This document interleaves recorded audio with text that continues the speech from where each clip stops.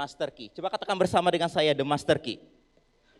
Mari kita buka Alkitab kita di dalam Markus pasal yang ke-5.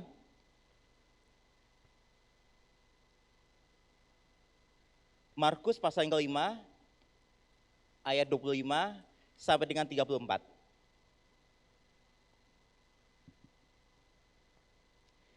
Saya akan bacakan. Adalah di situ seorang perempuan yang sudah 12 tahun lamanya menderita pendarahan. Ia telah berulang-ulang diobati oleh berbagai tabib, sehingga telah dihabiskannya semua yang ada padanya, namun sama sekali tidak ada faedahnya. Malah sebaliknya, keadaannya makin memburuk. Dia sudah mendengar berita-berita tentang Yesus. Maka di tengah-tengah orang banyak itu, ia mendekati Yesus dari belakang dan menjamah jubahnya. Sebab katanya, asal ku jamah saja jubahnya, aku akan sembuh. Seketika itu juga berhentilah pendarahannya dan ia merasa bahwa badannya sudah sembuh dari penyakitnya. Pada ketika itu juga Yesus mengetahui bahwa ada tenaga yang keluar dari dirinya, lalu ia berpaling di tengah orang banyak dan bertanya, siapa yang menjamah jubahku? Murid-muridnya menjawab, engkau melihat bagaimana orang-orang ini berdesak-desakan dekatmu? Dan engkau bertanya, siapa yang menjamah aku? Lalu ia memandang sekelilingnya untuk melihat siapa yang telah melakukan hal itu. Perempuan itu yang menjadi takut dan gemetar ketika mengetahui apa yang telah terjadi atas dirinya, tampil dan tersungkur di depan Yesus dan dengan tulus memberitahukannya segala sesuatu kepadanya. Maka katanya kepada perempuan itu, hai anakku, imanmu telah menyelamatkan engkau. Pergilah dengan selamat dan sembuhlah dari penyakitmu. Sebelum saya berbagi kabar baik saudara, saya ingin menjelaskan sedikit tentang Injil Markus. Kita ada 4 Injil, Matius, Markus, Lukas, dan Yohanes. Itu adalah keempat Injil. Nah di dalam Yeskiel pasal yang pertama, Nabi melihat sebuah penglihatan bahwa ada seorang makhluk yang memiliki 4 rupa. Rupa di depan itu rupa manusia, coba katakan manusia. Terus kemudian di sebelah kanan adalah rupa singa, dan di belakang adalah rupa Raja Wali, dan di samping kiri adalah rupa lembu. Dan ini adalah gambaran atau mungkin bayangan tentang Kristus. Yang bagaimana di dalam Injil Matius, Yesus digambarkan sebagai raja. Dia ada singa dari suku Yehuda. Yesus hadir untuk memperkenalkan kerajaannya. Singa nggak pernah takut, kucing mungkin bisa takut. Kalau saya katakan sama Pastor Vita, Pastor, di samping Pastor ada singa, maka dia akan menyingkir. Tapi kalau saya katakan kepada Pastor Vita, Pastor, di samping Pastor ada kucing, dia tidak akan kabur. Singa tidak pernah mundur, amin. Jadi di dalam Injil Matius, di sini menggambarkan tentang kekuatan, otoritas daripada Yesus Kristus Tuhan kita. Dia punya kerajaan yang kekal. Dan saya percaya pagi hari ini, dia ingin menyatakan sesuatu kepada saudara, amin.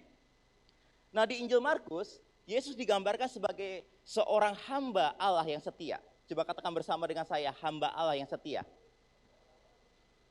Dia punya power, dia punya otoritas, tetapi dia gunakan power dan otoritasnya untuk melayani. Makanya di dalam Injil Markus ada kata yang sering dipakai. Kata itu adalah kata eutis. Bisa ditampilkan? Itu dipakai selama kurang lebih sekitar 40 kali di dalam Injil Markus. Yang artinya adalah aku akan segera datang. Segera. Kata segera ini berulang kali dia ucapkan. Ini menggambarkan sifat dari Tuhan kita yang suka untuk melayani. Nah saya percaya pagi hari ini dia mau melayani saudara, amin. Karena kasihnya dia mau melayani kita. Dengan anugerahnya, dengan kasih karunia-Nya. Nah di Injil Lukas kita bisa melihat Yesus digambarkan sebagai anak manusia. Coba katakan bersama dengan saya, anak manusia. Jadi manusia, singa, Raja Wali, lembu, dan kemudian anak manusia. Mengapa rupa manusia ditampilkan di depan? Tujuannya adalah supaya dia bisa berkomunikasi dengan kita. Dia bisa dekat dengan kita. Amin. Dan kemudian di Injil Yohanes, Yesus itu digambarkan sebagai anak Allah yang maha tinggi. Makanya dia suka berkata, aku adalah jalan dan kebenaran dan kehidupan. Aku adalah roti hidup. Aku adalah kebangkitan. Nah di Injil Markus ini ada sebuah kisah yang sangat menarik. Bagaimana ada seorang wanita yang sudah 12 tahun lamanya menderita pendarahan. Wanita yang menderita pendarahan, dia tidak bisa melahirkan anak. Dia menjadi pribadi yang unproduktif. Tetapi kabar baiknya, dia tidak menyerah dengan kehidupannya. Dan saya berdoa pagi hari ini saudara bisa berjumpa dengan Tuhan di dalam hadiratnya, di dalam anugerahnya, karena Tuhan tidak pernah membenci saudara. Amin. Banyak orang berpikir, Tuhanku ada Tuhan yang pelit, Tuhan yang jahat, kalau aku gagal aku akan dihukum. Kata siapa? Tuhan tidak seperti itu, amin. Dia adalah pribadi yang penuh dengan kasih karunia dan juga kebenaran. Kebaikannya, kasihnya yang akan menuntun kita kepada pertobatan. Nah, bisa tambahkan slide berikutnya. Terus. Oke, terus. Suatu hari saudara, saya pernah menginap di sebuah hotel dan kemudian saya keluar hotel karena ada urusan dan kemudian ternyata ketika saya sampai di hotel, saya nggak temukan kunci kamar saya. Kemudian saya datang ke resepsionis dan kemudian ada stafnya datang ke kamar saya dan kemudian dia bantu saya untuk membukakan pintu kamar saya. Setiap hotel yang besar-besar ini, ribuan kamar ini, mereka punya satu master key, benar? Ketika kita bermasalah dengan kunci kamar kita, maka petugas bisa datang ke kamar kita dan kemudian dia bisa menolong kita untuk membukakan ruangan atau mungkin kamar kita. Nah, saya percaya iman itu adalah master key. Amin. Iman adalah master key. Bisa membuka pintu, bisa menerima apa yang sudah Kristus kerjakan bagi kita di Kalvari. Oleh anugerahnya, Tuhan sudah menyediakan yang namanya kesembuhan. Oleh anugerahnya Tuhan sudah menyediakan yang namanya berkat. Oleh anugerahnya Tuhan sudah menyediakan yang namanya pengurapan. Kita nggak harus minta, Bapak Ibu Saudara. Kita tinggal menerima apa yang kasih karunia sudah sediakan bagi kita. Kasih karunia adalah bagian Tuhan dan iman adalah bagian kita. Nah, kalau saudara tanya kepada saya, apa sih definisi, apa sih arti iman? Buat saya, iman adalah respon positif terhadap firman dan juga kasih karunia. Iman adalah respon positif kita terhadap firman Tuhan dan juga kasih karunia Tuhan. Kasih karunia adalah bagian Tuhan, iman adalah bagian kita. Iman meresponi apa yang kasih karunia sudah sediakan. Di dalam kasih karunia ada yang namanya kesembuhan, ada pemulihan, ada berkat, ada pengurapan, ada hikmat, ada kekuatan, ada jalan keluar. Semua sudah disediakan di dalam kasih karunia Tuhan. Makanya di dalam Efesus pasal yang pertama, ayat yang ketiga, dikatakan seperti ini. Terpujilah Allah dan Tuhan kita Yesus Kristus, yang di dalam Kristus telah mengaruniakan kepada kita segala berkat rohani yang ada di dalam kerajaan sorga. Jadi suka tidak suka, saudara sudah diberkati di dalam Kristus, amin. Coba katakan bersama dengan saya diberkati. Saya bukan orang miskin. Saya adalah orang yang diberkati. Jangan punya mental miskin, saudara. Jangan punya mental pecundang, mental kalah, enggak. Firman mengatakan bahwa kita lebih daripada pemenang. Kita diberkati di dalam Kristus. Kita akan menjadi kepala dan bukan ekor, dan kita akan terus naik dan bukan turun. Nah, di Markus 5 ini ada seorang wanita yang sudah 12 tahun lamanya menderita pendarahan. Saya nggak tahu siapa namanya. Mungkin Hana, mungkin Nona, mungkin Ina, mungkin Susi, saya nggak tahu namanya. Karena seringkali gini, orang memanggil nama orang karena kelakuannya mungkin atau mungkin karena apa yang ia alami. Sebagai contoh, wanita ini diberikan identitas sebagai wanita yang mengidap penyakit pendarahan. Tahukah saudara bahwa pekerjaan saudara, apa yang saudara lakukan itu tidak menentukan identitas saudara. Amin. Jangan terima identitas yang diberikan oleh dunia. Oh, kamu bakal menjadi orang yang susah, kata siapa? Oh, kamu akan menjadi orang yang miskin, kata siapa, saudara? Jangan terima identitas yang diberikan oleh dunia. Kita harus menerima apa yang firman Tuhan katakan tentang kita. Amin. Wanita ini sudah 12 tahun lamanya menerima identitas yang salah. Dia dikatakan sebagai wanita yang menderita penyakit pendarahan. Tetapi puji Tuhan, ada kabar baik. Ketika dia mendengar berita-berita tentang Yesus, dia keluar dari zona nyamannya. Dia keluar dari ketakutannya. Dia keluar dari rasa mengasihani diri. Dia keluar dari kamarnya. Dan saat dia berjumpa dengan Kristus, apa yang terjadi? Penderitaannya selama 12 tahun berhenti. Amin. Mengapa? Dia berjumpa dengan Kristus. Nah, pagi hari ini saya akan bagikan kepada saudara bagaimana caranya untuk kita bisa menggunakan master key kita, yaitu iman. Yang pertama, jangan menyerah. Coba katakan sama teman kiri kanan, jangan menyerah. Jangan menyerah. Dikatakan di sini ayat 26, ia telah berulang-ulang diobati oleh berbagai tabib. By the way, puji Tuhan ya untuk setiap dokter yang ada ya. Seringkali saya punya teman beberapa orang mereka menjadi dokter dan mereka berkata kepada saya seperti ini, Pastor, seringkali kita itu direndahkan sama pendeta katanya. Jangan dengar perkataan dokter katanya. Seakan-akan dokter itu tidak bisa dipercaya gitu. Enggak saudara. Puji Tuhan buat setiap para dokter. Karena mereka punya tugas yang luar biasa, benar? Mereka punya panggilan yang sangat luar biasa. Dan bahkan Lukas, dia ada seorang tabib, dia ada seorang dokter. Dan Tuhan pakai Lukas untuk mencatatkan Injil Lukas dan juga kitab kisah para rasul. Amin. Nah di sini, wanita ini dia sudah berulang-ulang diobati oleh berbagai tabib. Sehingga telah dihabiskannya semua yang ada padanya. Namun sama sekali tidak ada faedahnya. Malah sebaliknya keadaannya makin memburuk. Tahun pertama dia berobat, enggak sembuh. Tahun kedua dia berobat, enggak sembuh. Tahun ketiga dia berobat, tidak sembuh. Sampai 12 tahun. Tetapi kabar baiknya, wanita ini tidak menyerah. Amin. Kalau saudara ingin mengalami terobosan di dalam Tuhan, jangan menyerah. Pastor, saya sudah berusaha tapi gagal. Jangan menyerah. Pastor, saya sudah PDKT dan gagal. Jangan menyerah. The best is yet to come. Amin. Saya sudah doa puasa tapi masih ditolak sama calon mertua. Jangan menyerah. Amin. The best is yet to come. Yang terbaik pasti segera datang. Katakan amin. Amin. Wanita ini tidak menyerah.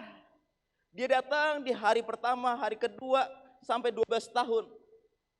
Kemudian dia berjumpa dengan pribadi yang luar biasa, namanya adalah Yesus Kristus Tuhan.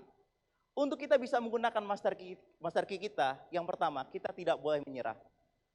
Never give up. Jangan menyerah dengan keadaan. Jangan menyerah dengan apa yang orang lain katakan. Jangan menyerah karena kita nggak punya uang. Amin. Kalau kita mau mulai bisnis dan belum punya uang, jangan menyerah. Karena Tuhan kita ada Tuhan yang menyediakan. Amin. Kita punya harta. Katakan saya punya harta. Yang pertama adalah harta rohani. Yang kedua adalah harta jiwani. Pikiran kita sehat, kita nggak stres, kita nggak depresi, itu adalah harta. Benar? Yang ketiga adalah harta jasmani.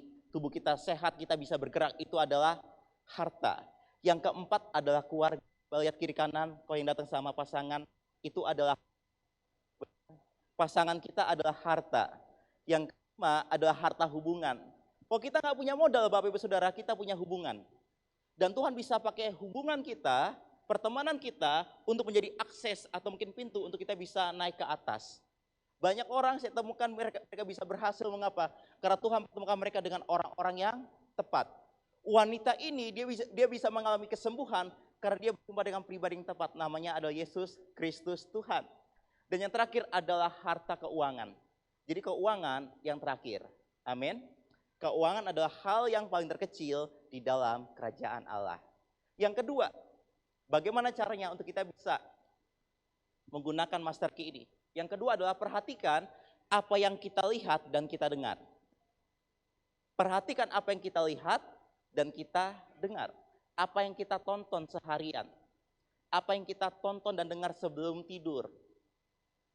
Di Roma 10:17 dikatakan, jadi iman timbul dari apa? Pendengaran, dan pendengaran akan firman Kristus.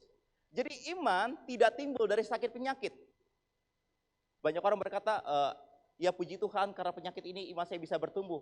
Firman tidak mengatakan demikian, Bapak Ibu Saudara. Iman timbul dari apa? Pendengaran, dan pendengaran akan firman Kristus. Bukan dari masalah, bukan dari sakit penyakit. Alkitab tidak pernah ajarkan iman timbul dari masalah atau dari sakit penyakit. Tetapi saat seseorang sedang sakit, sedang punya masalah, itu adalah tempat yang terbaik bagi mereka untuk mereka bisa menggunakan iman mereka. Amin. Jadi jangan pernah berkata, oke, saya sakit, puji Tuhan, sakit ini datang supaya saya bisa bertumbuh imannya. Enggak, saudara. Sakit itu kalau kita lihat di Ulangan 28, itu ada di daftar kutuk.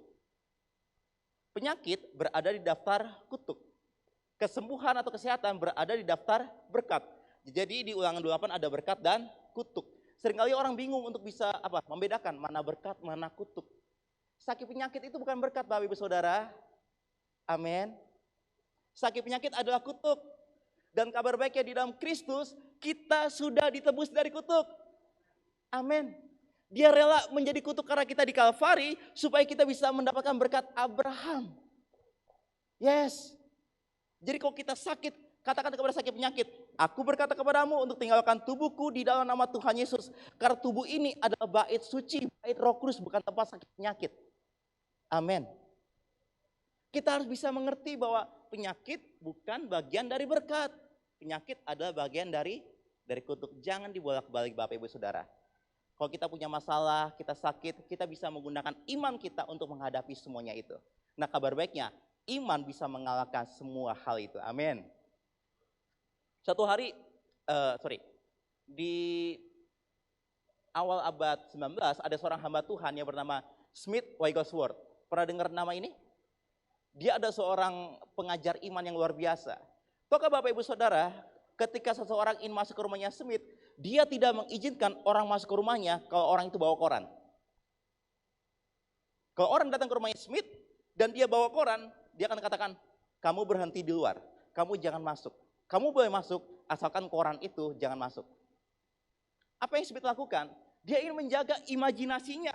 Dia ingin menjaga hatinya supaya dia tidak ingin melihat apa yang dunia katakan. Dan ternyata berhasil.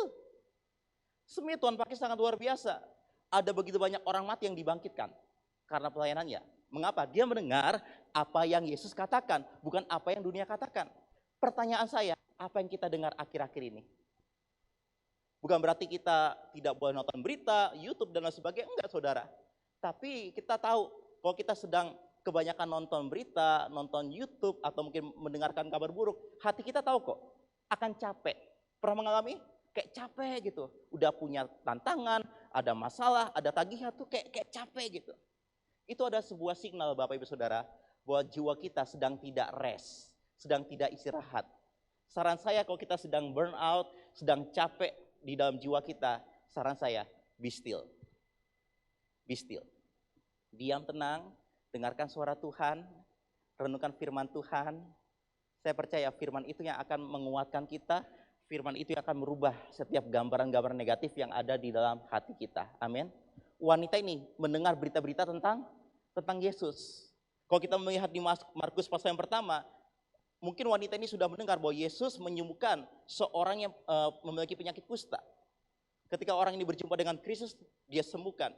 Wanita ini sudah mendengar bagaimana Yesus juga menyembuhkan mertua daripada Petrus. Saya pernah bertanya sama teman saya, Pastor Victa. Kamu tahu nggak kenapa Petrus menyangkal Tuhan Yesus?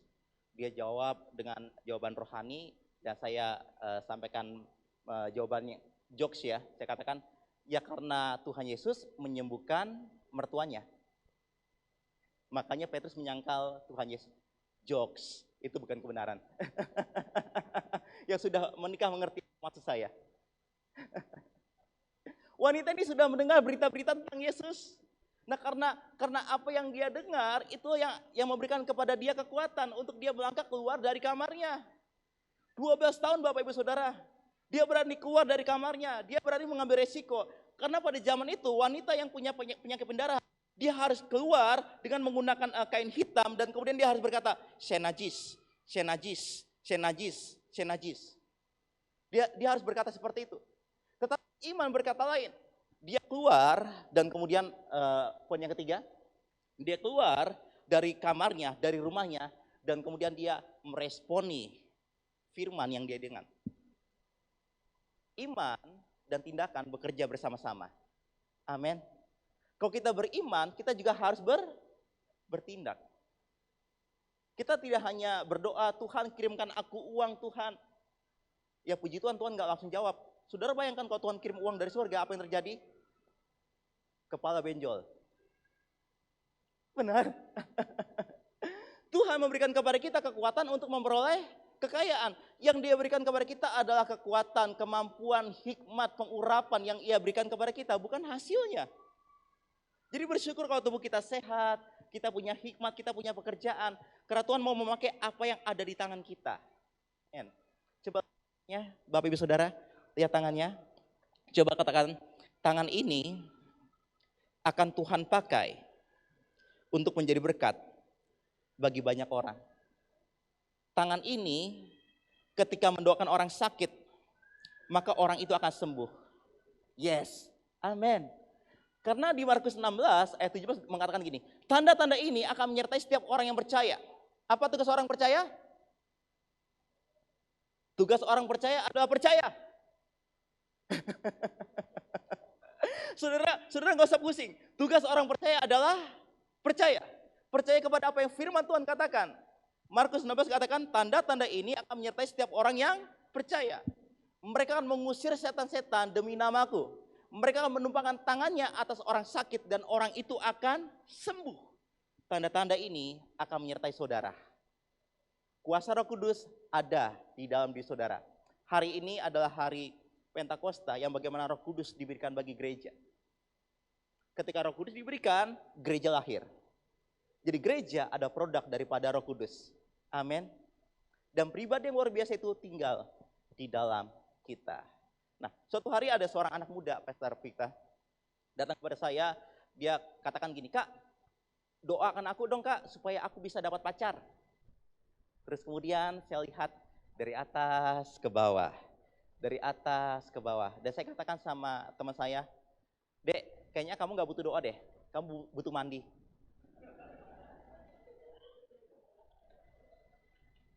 Itu hal rohani yang bisa kamu lakukan. Bukan doa tapi mandi.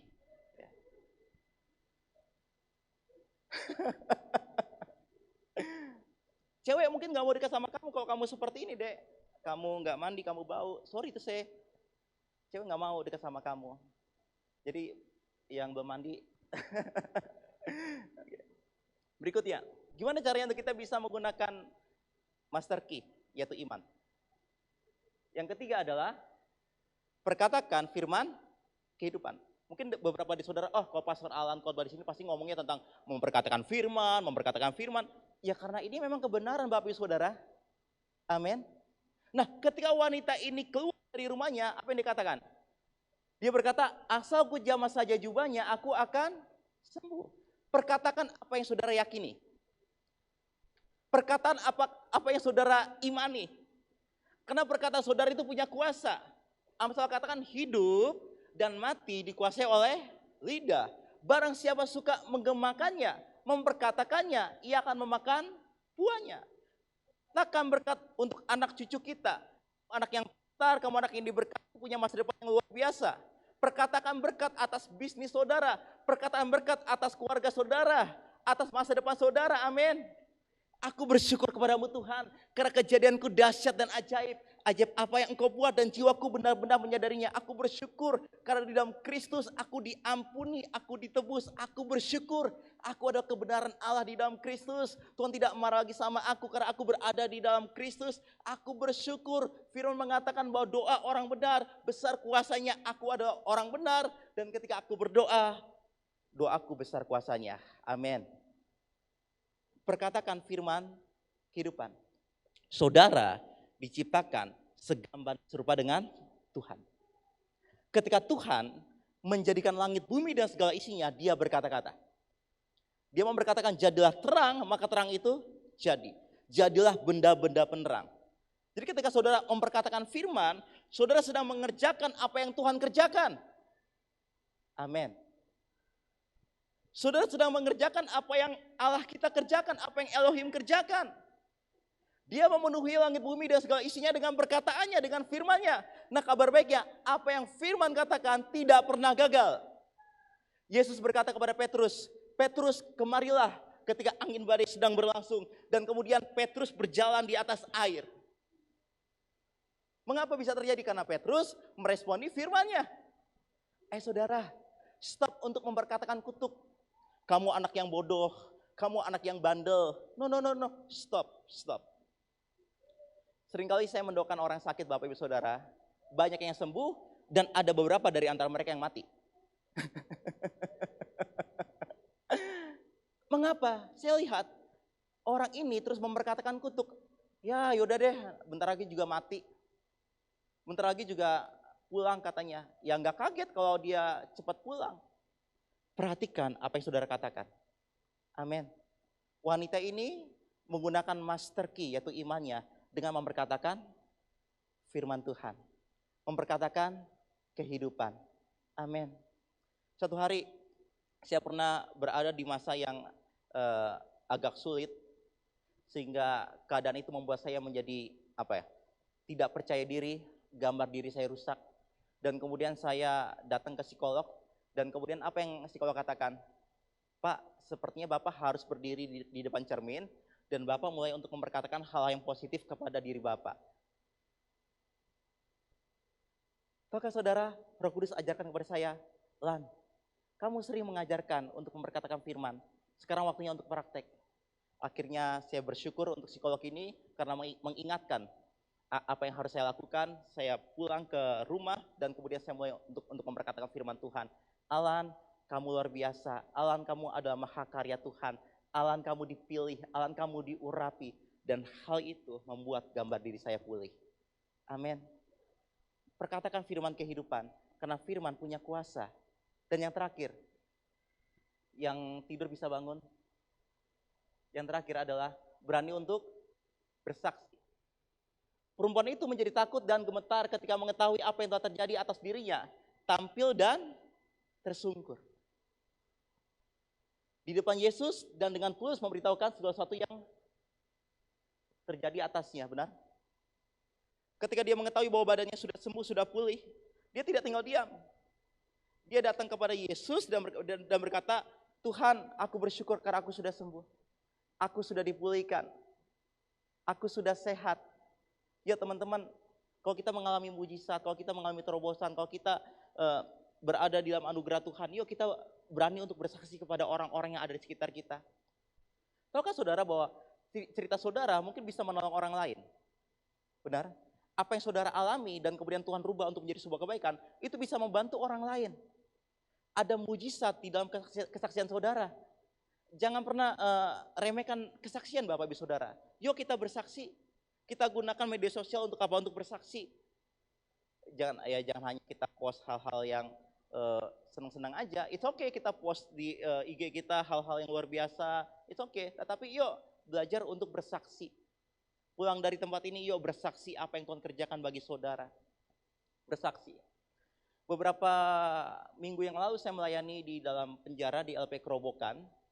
Dan di sana saya sampaikan kabar baik tentang apa yang sudah Tuhan Yesus kerjakan bagi kita. Dan tahukah saudara, ketika kabar baik disampaikan, saya nggak kaget kalau banyak orang yang disembuhkan. Nah, selesai ibadah ada satu orang maju ke depan, dia berkata dia baru disembuhkan dari ayan. Dia mengidap ayan. Tapi saat dia meresponi firman Tuhan, firman menyembuhkan dirinya, firman menyembuhkan tubuhnya. Karena iman timbul dari apa? Pendengaran. Dan pendengaran akan firman Kristus. Kalau kita sedang membutuhkan terobosan di area keuangan, dengarkan apa yang firman Tuhan katakan tentang keuangan. Kalau kita sedang membutuhkan terobosan di area kesehatan, dengarkan apa yang firman Tuhan katakan tentang kesehatan. Banyak ayat-ayat kesembuhan di dalam Alkitab. Kita bisa renungkan, kita bisa perkatakan firman itu. Kalau kita sedang membutuhkan firman untuk membangun gambar diri kita, cari apa yang Alkitab katakan tentang gambar diri kita, tentang masa depan kita. Dan pengharapan tidak mengecewakan karena kasih Allah telah dicurahkan di dalam hati kita oleh Roh Kudus. Amin. Jadi kita punya master key, yaitu apa? Iman. Iman adalah respon positif terhadap firman dan juga kasih karya Tuhan. Kalau kita punya iman, kita bisa menerima hal-hal yang besar dan ajaib. Saya keingat satu ayat di dalam Efesus 3:20 dikatakan gini, sebab bagi dialah yang dapat melakukan jauh lebih banyak dari apa yang kita doakan dan kita pikirkan. Kita minta segini, Tuhan bisa kasih segini. Kita minta segini, Tuhan bisa kasih lebih banyak lagi. Tujuannya apa? Supaya kita tidak sombong. Supaya kita sadar bahwa itu semua hanya karena anugerah Tuhan, bukan karena perbuatan kita, bukan karena usaha kita, bukan karena kekuatan kita. Amin. Wanita ini bisa mengalami terobosan karena dia menggunakan master key, yaitu imannya. Dia tidak menyerah, dia ambil waktu untuk mendengarkan apa yang Yesus kerjakan. Dia tahu berita-berita tentang Yesus. Dan kemudian dia melangkah dari kamarnya. Dia ambil tindakan iman. Dia memperkatakan firman Tuhan. Dan yang terakhir ketika dia mengalami mujizat, dia menceritakan apa yang dialami kepada Yesus dan kepada orang-orang yang ada di sekitarnya. Bapak Ibu Saudara, pagi hari ini saya berdoa, setiap dari kita bisa mengambil langkah iman. Kalau kita takut selama ini, yuk dengarkan apa yang firman Tuhan katakan tentang kehidupan saudara, tentang masa depan saudara. Jangan izinkan musuh untuk terus mendakwa saudara. Pekerjaan pendakwa terkadang ini kayak membuat kita menjadi lemah, menjadi takut, menjadi bingung. Itu pekerjaan musuh, bukan pekerjaan Roh Kudus. Tapi puji Tuhan, Roh Kudus hadir untuk menyatakan kebenarannya bagi kita, menyatakan identitas kita yang baru di dalam Kristus. Wanita ini Tuhan rubah identitasnya ketika mengalami yang namanya kesembuhan. Dia tidak lagi disebutkan apa? Wanita pendarahan. Amin. Kalau saudara ingin menerima identitas yang baru, simple. Percaya dengan hati dan mengaku dengan mulut bahwa Yesus adalah Tuhan. Iman adalah respon positif terhadap kasih karya Tuhan dan juga firman Tuhan. Pertanyaan saya adalah, apa yang akan saudara kerjakan dengan iman saudara? Wanita ini saat dia mengalami terobosan, dia ambil waktu untuk bersaksi. Yuk, NTB, New Tribe, jangan takut untuk bersaksi. Jangan takut untuk menceritakan apa yang Tuhan sudah kerjakan bagi kita. Karena cerita kita bisa menolong orang lain. Amin. Cerita kita bisa membantu orang lain. Ada yang bertanya sama saya seperti ini, Pastor, bagaimana caranya supaya saya bisa beriman? Simple, dengar aja firman Tuhan. Karena iman timbul dari apa? Pendengaran, dan pendengaran akan firman Tuhan. Nah, kalau iman kita mau bekerja efektif, saran saya, sadarilah bahwa saudara adalah kesayangan Tuhan. Tuhan sangat mengasihi saudara dengan kasih yang tanpa syarat. Tuhan tidak pernah membenci saudara. Immanuel, dia ada bersama dengan kita. Dia tinggal di dalam kita. Amin. Galatia mengatakan iman bekerja oleh kasih. Semakin kita menyadari akan kasih Tuhan, semakin kita menyadari bahwa kita adalah kebenaran Allah di dalam Kristus, kita berharga di matanya, semakin mudah untuk kita percaya. Banyak orang sulit untuk percaya. Mengapa? Karena mereka merasa kayak tidak berharga di mata Tuhan. Tidak pantas di hadapan Tuhan. Tidak layak di hadapan Tuhan. Kurang baik, kurang kudus. Enggak. Di mata Tuhan, saudara sudah menjadi orang kudus. Bagaimana caranya? Saudara terima Tuhan Yesus. Maka dia menguduskan kita sekali dan untuk selama-lamanya. Kita adalah orang yang sudah dikuduskan. Makanya kita suka untuk tinggal di dalam kekudusan. Kita nggak mungkin tinggal di dalam kekudusan atau mengerjakan kekudusan kalau kita tidak menyadari bahwa kita adalah orang yang sudah dikuduskan. Kita ada orang kudus. Firman berkata di 1 Petrus, kuduslah kamu sebab aku kudus. Amin. Jangan merasa, oh iman saya nggak seperti kayak pastor, imannya besar. Enggak. Waktu kita lahir baru kita punya potensi iman yang sama. Amin. Kita punya potensi iman yang sama. Bahkan dikatakan di Galatia 2 ayat 20 kita punya imannya Kristus. Iman apa? Iman yang bisa memindahkan gunung. Markus 11 ayat 23. Aku berkata kepadamu, barang siapa berkata kepada gunung ini, beranjaklah dan tercampaklah ke dalam laut. Asal tidak bimbang hatinya, tetapi percaya bahwa apa yang dikatakan itu akan terjadi, maka hal itu akan terjadi baginya. Ya, pagi hari ini saya ingin mengajak saudara untuk bangkit berdiri. Saya ingin mengajak saudara untuk menggunakan iman saudara atas sakit penyakit, atas kelemahan, atas ketakutan, atas kelemahan tubuh. Ada sebuah lagu yang sangat memberkati saya, simple liriknya.